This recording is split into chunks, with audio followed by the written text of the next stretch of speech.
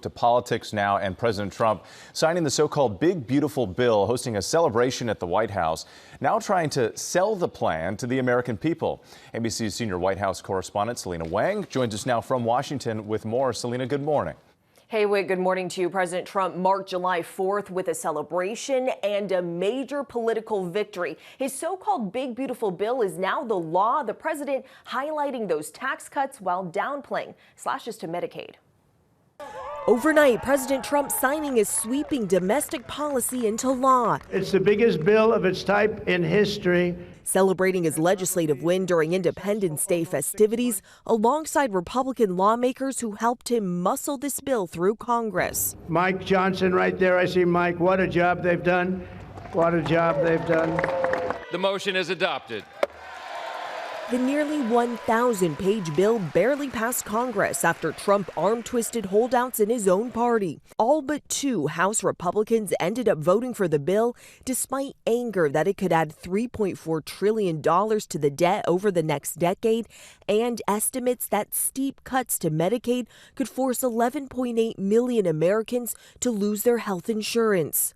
The president highlighting those tax cuts, mostly for the wealthiest Americans, while ending taxes on tips and overtime and new spending for immigration enforcement. So you have the biggest tax cut, the biggest spending cut, the largest border security investment in American history. Democrats confident they'll win back voters as Americans start to lose their health care and food assistance. I don't think we have ever seen or are prepared for how catastrophic this is set to be. The president, though, taking a victory lap. I think had probably the most successful almost 6 months as a president and the presidency. And another moment from that July 4th celebration at the White House last night, the military members behind Operation Midnight Hammer were also honored. That's referring to those strikes on the Iranian nuclear facilities last month. And President Trump called it, quote, one of the most flawless military campaigns in U.S. history. Well, that is something to definitely watch with future assessments. But Selena, while we have you, we're also seeing both Republicans and Democrats thinking this bill could actually help them heading into the midterms.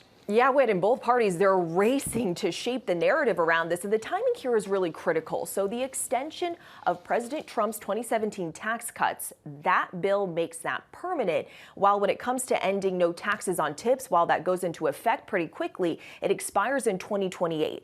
As for those cuts to Medicaid, now that doesn't go into effect until after the midterms next year, but the effects are already being felt. In fact, a rural hospital in Nebraska announced that it's shutting down, citing those expected Medicaid cuts. Now, Democrats really see this as their potential ticket to a comeback. They believe that once Americans start to feel these real-world effects hitting home, that they're going to turn towards the Democrats. Whit? Selena Wang for us. Thank you.